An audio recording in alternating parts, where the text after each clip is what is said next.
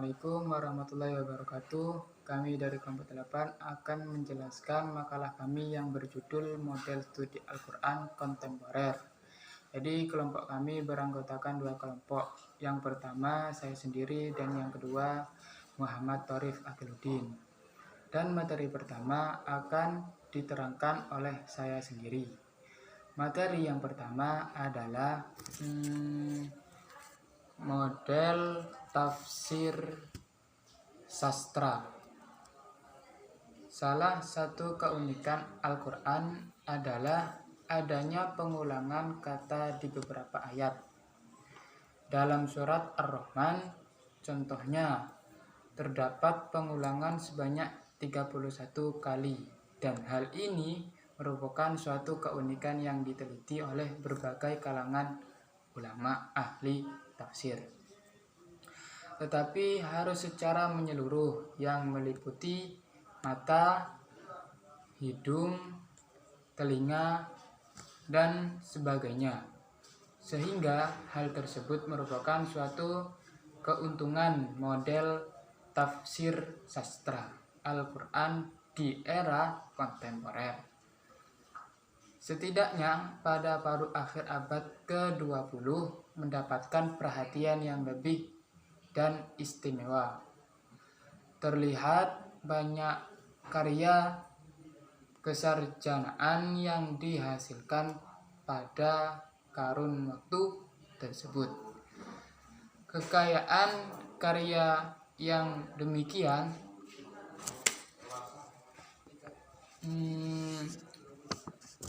pada aspek kemukjizatan Al-Quran di bidang sastra dan corak.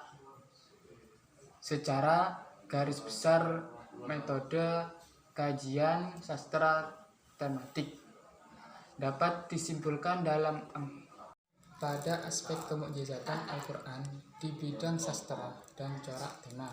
Secara garis besar metode kajian sastra tematiknya dapat disimpulkan dalam 4 pokok pikiran. Yang pertama, mengumpulkan unsur-unsur tematik secara umum dalam suatu sastra.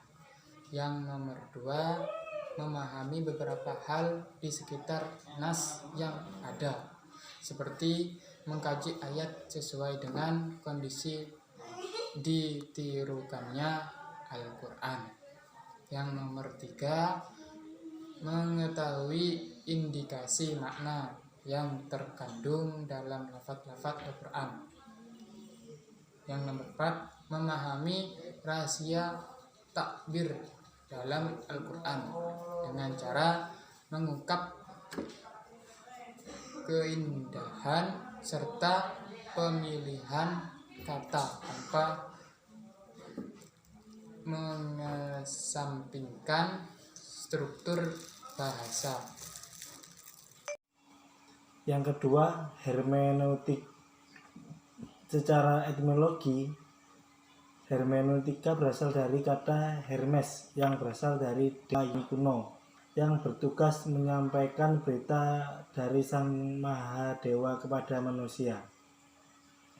Peran Hermes sebagai juru bicara Tuhan adalah merangkai kata dan makna yang berasal dari Tuhan agar pas dan mudah dipahami oleh manusia.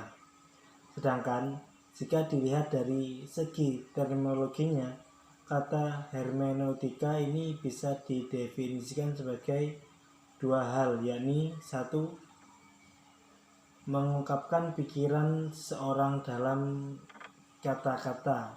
Nomor 2, menerjemah atau bertindak sebagai penafsir atau bisa berarti menafsirkan.